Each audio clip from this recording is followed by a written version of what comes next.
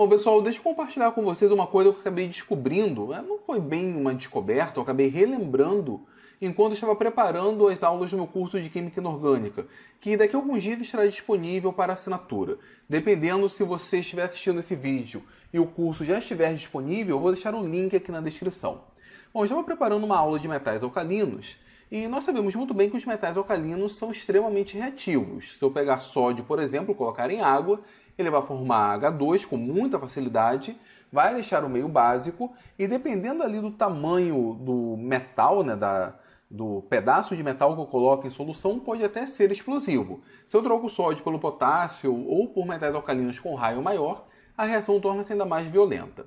O interessante acontece quando a gente pega, por exemplo, sódio metálico, algum metal alcalino, e coloca em amônia líquida. Existe sim um processo de oxidação, assim como na água, só que aparece uma coisa muito interessante, a solução fica azulada. E por que ela fica azulada? Ela não deveria ser azulada porque sódio mais em solução, por exemplo, é incolor. Uma solução de NaCl, por exemplo, é incolor. Mas em amônia líquida ou em algum solvente doador de densidade eletrônica, uma mina, por exemplo, a solução fica azulada. E a explicação para isso é a seguinte: nós temos a oxidação do sódio, é formado o sódio mais, só que o elétron que sai do sódio permanece em solução. Nós temos então uma solução de elétrons. O elétron é solvatado, nesse caso, pela amônia. É como se fosse um complexo onde o elétron seria o centro e a amônia então interagiria com ele, estabilizando. Por que eu falei que isso daqui foi uma descoberta, mas não foi bem uma descoberta? Enfim, quando eu fiz o meu curso de Química de Coordenação, quando eu era aluno de graduação, eu lembro que a professora falou sim sobre esse elétron solvatado.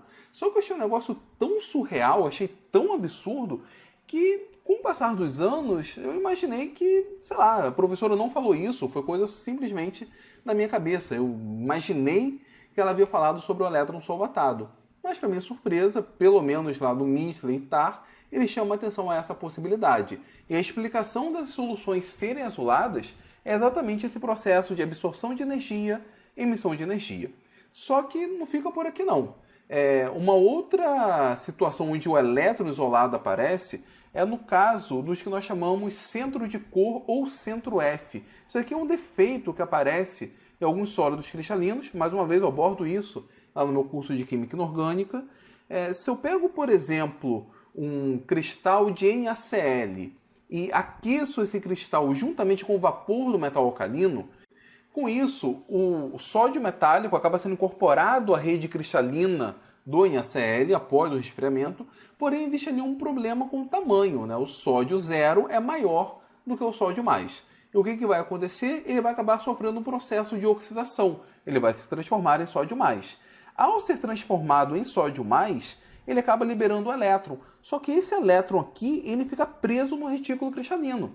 Então aqui nós temos, por exemplo, o sódio que entrou nessa posição, foi convertido em sódio mais e liberou um elétron. Aqui nós teríamos, por exemplo, outro sódio mais, e esse elétron ele está preso no retículo. Mais uma vez, uma espécie de complexo do elétron. E como que a gente confirma isso? Pela mudança de cor no cristal. O NaCl, quando nós temos esse chamado centro de cor, não é incolor ou branco, enfim, dependendo ali de como que está o cristal. Ele é laranja. O KCl é violeta. O KBr é azul esverdeado. Exatamente pelo processo de absorção e emissão desse elétron. E, por fim, um outro exemplo, também abordado lá no curso, é o que nós chamamos de eletretos. Eu não conhecia os eletretos. O que é um eletreto? Um eletreto é uma espécie de um sal onde o ânion é um elétron. Então você tem ali um cátion e o contra-íon desse cátion não é um íon, é um elétron. Temos artigos publicados sobre esse tipo de estrutura, por exemplo, esse daqui publicado no JACS de 2005, do professor James Dye. Eu já citei o professor James Dye em um Filosoquímica aqui no canal. Ele é um dos principais responsáveis pela síntese de ânions de metais alcalinos. Uma coisa, por exemplo, que muitos alunos de graduação acham que é impossível. Muitos professores acham que é impossível. Eu já gravei um vídeo aqui no canal, vou deixar aqui no card. Então, o que seria um eletreto, né? Quando eu tenho o cloro, o seu ânion é um cloreto. Quando eu tenho o bromo, o seu ânion é um brometo. Isso aqui seria o eto para o ânion do elétron. Inclusive, ele tem estrutura cristalina de alguns desses sistemas. Deixa eu mostrar aqui para vocês. Então, gente, aqui nós temos a estrutura cristalina de um composto que tem um eletreto. Aqui nós temos um complexo tipo criptante, se eu não me engano. Aqui nós temos o sódio mais. Então, o sódio mais acaba sendo capturado por esse complexo, mas na estrutura cristalina nós temos, na verdade, o elétron. Isso daqui é o cátion e, obviamente, não tem como ver o elétron pela estrutura cristalina, mas ele estaria por aqui. Se eu pedir um empacotamento, eu tenho, na verdade, um conjunto de cátions. E onde está o ânion? O ânion, na verdade, não existe. O que nós temos é um elétron nessa estrutura, que obviamente a gente não vê, que assume o papel de contraíon. E esse não é o único artigo publicado sobre a química dos eletretos. Aqui nós temos a estrutura cristalina, mas tem outro artigo também do professor James Dye, só que com césio. Deixa eu mostrar para vocês. Então, esse artigo aqui é do Accounts, eu não consegui achar a estrutura cristalina, ele é de 2009. E aqui, pelo Graphical Abstract, a gente consegue ter uma ideia do conceito do eletreto. Nós temos aqui o complexo de césio+, ele está interagindo com dois éteres de coroa, como se fosse um complexo sanduíche. Temos aqui um ligante em cima e um embaixo. E nessa região aqui, entre os complexos, nós teríamos o elétron. É óbvio, não tem como representar o elétron como uma bolinha. Isso vai contra os princípios da quântica, isso vai contra a possibilidade de nós termos, por exemplo, a estrutura cristalina.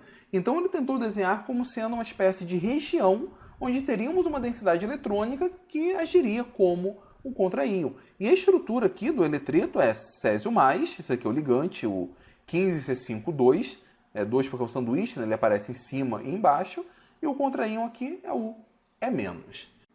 Bom, pessoal, era isso que eu queria falar com vocês. Assim que eu fiquei sabendo disso, eu falei, não, tenho que gravar um vídeo, tenho que compartilhar com o pessoal que me acompanha aqui na Universidade da Química. Aproveito então para dizer que se você chegou nesse vídeo e não é inscrito no canal, se inscreva na Universidade da Química. Sempre teremos vídeos com temáticas como essa, mostrando o que tem a respeito da química em vários artigos, o que é produzido pela comunidade científica e que às vezes a gente acaba não aprendendo em sala de aula, nem mesmo na universidade. Só que eu quero saber de vocês. Vocês já viram conhecido, já viu ouvido falar, na verdade, sobre os eletretos, centro de cor, elétron solvatado? Se ouviram falar, deixe aqui nos comentários, eu vou querer saber muito se isso de fato está sendo trabalhado ou não nas universidades. Bom, se gostaram do vídeo, então compartilhe em suas redes sociais, dê o seu like e mais uma vez se inscreva na Universidade da Química.